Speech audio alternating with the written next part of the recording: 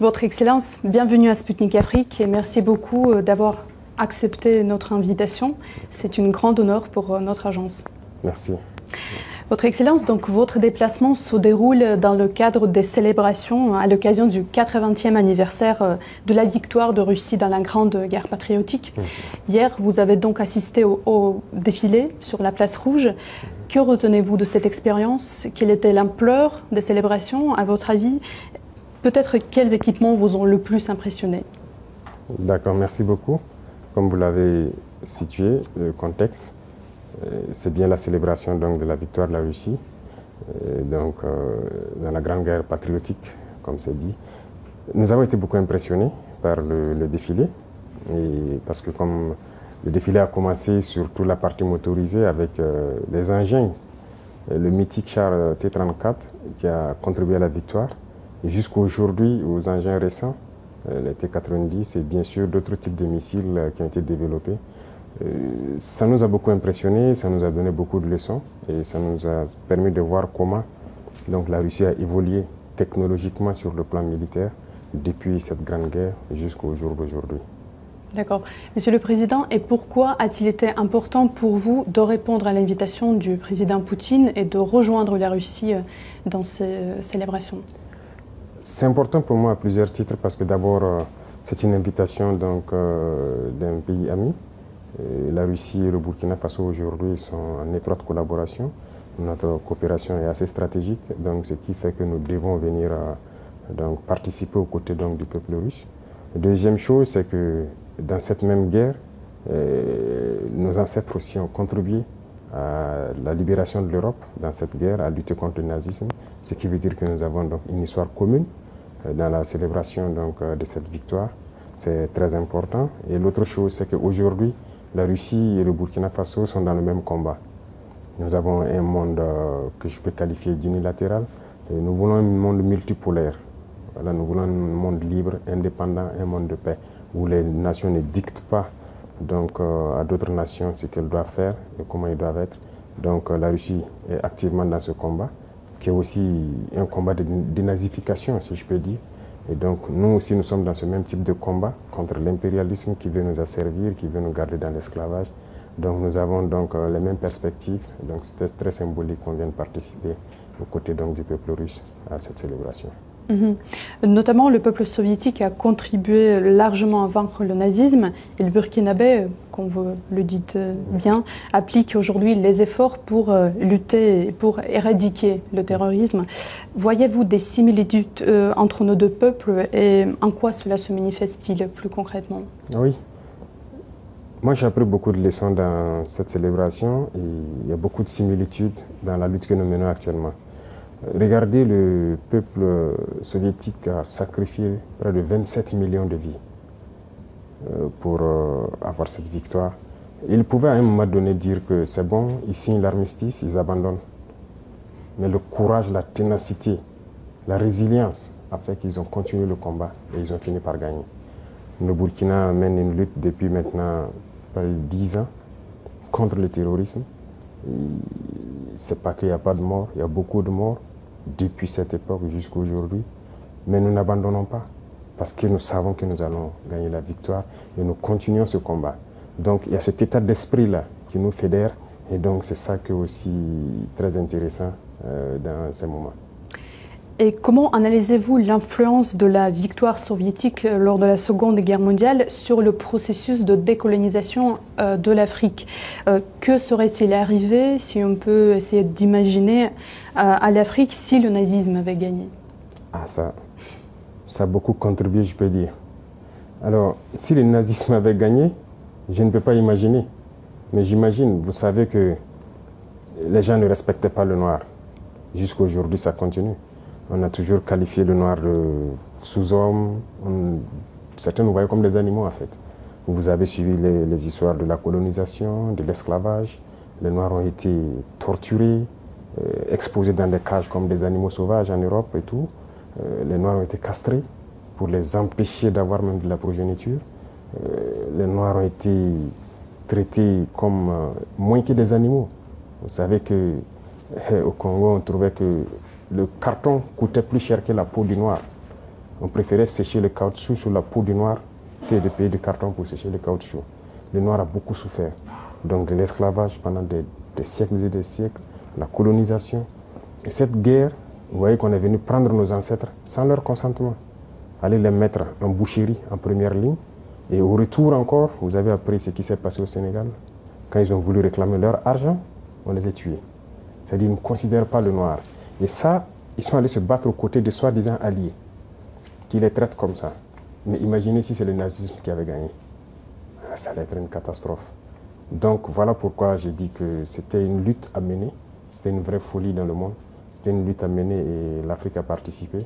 Et aujourd'hui, on peut dire merci parce que le peuple qui a consenti le plus grand sacrifice, c'est le peuple soviétique. Personne n'a perdu autant d'hommes, personne n'a connu autant de destruction pendant la guerre que le peuple soviétique. Donc nous sommes reconnaissants et je pense que c'était nécessaire pour que le monde soit aujourd'hui et que l'Afrique aussi puisse espérer continuer. Merci beaucoup pour votre réponse. Monsieur le Président, vous avez récemment déclaré que le Burkina Faso sera le tombeau du terrorisme. Oui. Imposez-vous des délais concrets pour le vaincre complètement et comment voyez-vous la future aide de la Russie en ce qui concerne ceci, l'un des axes principaux du partenariat russo-burkinabé?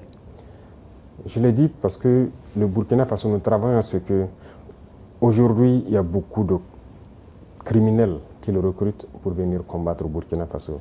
Ce n'est pas du terrorisme, je ne sais pas comment qualifier ça, c'est de la criminalité. Ce sont des bandits qui ont été armés par les impérialistes pour nous déstabiliser, pour nous maintenir dans la guerre permanente et nous exploiter. Et donc, je l'ai dit, nous travaillons à ce que le Burkina Faso soit le tombeau du terrorisme. Il faut que, lorsqu'on recrute quelqu'un pour venir combattre au Burkina, qu'il préfère se suicider. Et ça va arriver.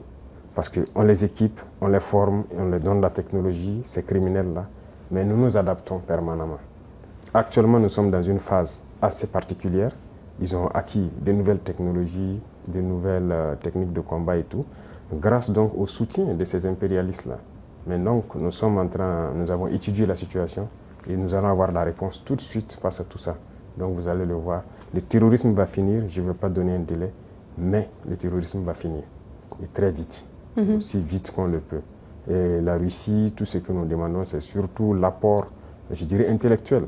Voilà, aider à former intellectuellement sur notre industrie militaire qu'on devait développer et aider à former les jeunes gens sur tout ce que nous pouvons développer pour faire face à cette guerre-là. C'est cette partie qui nous intéresse le plus. Et plus concrètement, quel matériau, peut-être quel équipement vous intéresse le plus? Déjà, je peux dire merci parce que la Russie fait partie de l'un de ces rares pays dans ce monde-là qui a pris du matériel militaire venir nous donner pour faire la guerre. Donc ça, c'est significatif. À part la Russie et la Chine, il n'y a pas personne, sinon même pire. Ailleurs, on veut payer, même on refuse de nous vendre. Mais là, ils ont compris qu'on est en guerre. La Russie aussi mène son opération spéciale. On sait que ce n'est pas facile. Mais si dans ça, ils ont pu prendre du matériel, venir donner au Burkina Faso, je pense que c'est déjà très important. Mais c'est comme je l'ai dit, la Russie contribue à nous former. Tout ce qu'on paye, les militaires russes forment les militaires burkinabés sur l'emploi de cet équipement et tout ça. Mais nous voulons continuer à développer nous-mêmes l'industrie militaire avec l'accompagnement de la Russie qui a une très grande avance donc, sur le monde, je dirais, en matière d'armement. Donc nous devons faire cette collaboration étroite pour que nous puissions avancer dans notre guerre. Merci beaucoup. Donc cette dernière année a été marquée par de grands changements pour le Sahel et pour chacun des pays de l'AES particulièrement, dont par exemple la rupture définitive avec la CEDEAO et l'adoption également de ses propres symboles, comme le drapeau commun. Dans ce contexte, comment décririez-vous le Burkina Faso d'avant et d'après, et comment évaluez-vous l'Alliance des États du Sahel comme un format de coopération régionale? Y a-t-il des projets d'élargissement, probablement? Oui. Pour comprendre l'AES aujourd'hui, il suffit de regarder la jeunesse africaine. Je pense que la jeunesse africaine a espoir que c'est un modèle d'union. Et nous, dirigeants de l'AES, ça nous donne une pression. Et nous devons réussir. Parce que l'Afrique a besoin maintenant de s'unir. On était dans une organisation qui était censée être une organisation où il y a la solidarité, la coopération, l'entraide et tout. Mais on ne peut pas être dans une organisation où vous dites frères Et à un moment donné, on coupe l'électricité pour que les malades meurent à l'hôpital, que l'économie s'arrête. On ferme les banques pour que vous ne puissiez pas avoir accès à quoi que ce soit. Vos transferts pour acheter le minimum vital, les médicaments et tout, on a empêché ça à certains peuples sahéliens.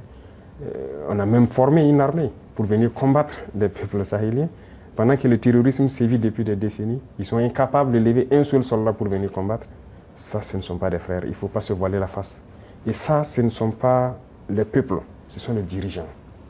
Sinon, les peuples, quand vous regardez, même ces pays de la CEDEAO et tout, les peuples soutiennent et comprennent l'élan de l'AES. Donc ça nous réconforte à nous structurer, à être un modèle pour qu'à l'avenir, ça puisse s'étendre. Voilà. Mais pour s'étendre, nous avons besoin d'asseoir des bases fortes. Et c'est ce que nous sommes en train de faire actuellement. Donc voilà un peu ce qui a mené à se retirer et à se structurer pour se relancer. Monsieur le Président, pour beaucoup en Afrique, vous êtes plus qu'un président d'un pays, en fait, mais l'incarnation de renouveau panafricanisme. Pourquoi l'Afrique a-t-elle aujourd'hui tout particulièrement besoin d'un, si je peux dire, nouveau Thomas Sankara? Qu'est-ce que cela vous fait, en fait, d'assumer toute cette responsabilité à seulement 37 ans? L'âge n'est pas important. Mais c'est de la pression, je peux dire. C'est de la pression. Il ne faut pas prendre ça, en faire de la folie, de grandeur. C'est de la pression. Moi, c'est un message que la jeunesse me passe et ça me met plus la pression. Si j'arrivais à dormir 2 heures, j'ai réduit mon temps de sommeil à 1 heure. Et s'il ne faut pas dormir, il ne faut plus dormir. Parce qu'ils ont vu quelque chose, sûrement, qu'on est en train de faire. Et selon eux, peut permettre à l'Afrique de sortir donc de cette situation. Et nous, ça nous encourage, ça nous remotive à continuer le combat.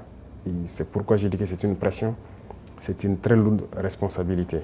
Et je peux promettre que tout ce qu'on peut faire, c'est de ne pas trahir, c'est de continuer dans notre ligne de combat panafricain, espérer que ça puisse donc prendre donc toute la jeunesse africaine et que le panafricanisme que nous souhaitons tant puisse être une réalité. Parce que l'Afrique a beaucoup souffert. Il est temps qu'on puisse finir, travailler, se développer. Autant les Africains partent ailleurs, voient le mode de vie et tout ce qu'il y a. En Afrique, c'est possible. C'est possible. Donc c'est notre mission et nous allons l'assumer. Monsieur le Président, de plus en plus de pays africains revendiquent la souveraineté et exigent le retrait des troupes occidentales de leur sol. Récemment, par exemple, le Tchad, le Sénégal, la Côte d'Ivoire ont formulé des demandes similaires. À votre avis, où l'Occident s'est-il trompé dans ses relations avec le continent africain? Bon, ce que je connais, c'est notre situation. Nous étions en guerre, nous avons vécu avec les troupes occidentales et tout. Nous avons vu et nous avons décidé de nous séparer de ces troupes-là parce que ça ne cadre pas avec la lutte. Au contraire, ça amplifie le phénomène. Les autres pays qui sont séparés, je ne peux pas me prononcer parce qu'ils se sont prononcés pour se séparer. Mais après, le président Macron a dit que c'est lui qui les a dit de trouver la formule et tout ça. Moi, je ne peux pas rentrer dans ce débat. Seuls eux, ils connaissent la vérité. Mais une chose est sûre, on ne peut pas parler de souveraineté et avoir une armée d'un autre pays sur notre sol qui nous dicte ce qu'il faut faire. L'économie, l'éducation, tout le développement d'un pays est basé sur l'armée. Donc chaque pays devrait développer son armée, être souverain et indépendant. Et donc c'est ce que nous sommes en train de faire. Quand je prends le cas du Burkina, ces armées ont été présentes et ça a contribué à tuer l'armée burkinabé. On ne recrutait plus. C'est eux qui disent quel volume il faut recruter. Il n'y avait plus d'armement, d'équipement et tout. Même les années 85 sous Sankara, on était mieux équipés que voilà, 10-20 ans après. Et finalement, le terrorisme est rentré. Quand le terrorisme est arrivé, on n'avait pas d'armée. On en souffre jusqu'aujourd'hui. C'est dans la guerre que nous sommes en train de créer une armée. Donc c'est normal que ça prenne un peu de temps, on souffre, mais il faut créer une armée. Et sortir de cette guerre, on doit sortir grandi. C'est ce que je dis. Quand je regarde les statistiques de l'armée soviétique, le nombre d'hommes qu'ils ont perdus, mais au sortir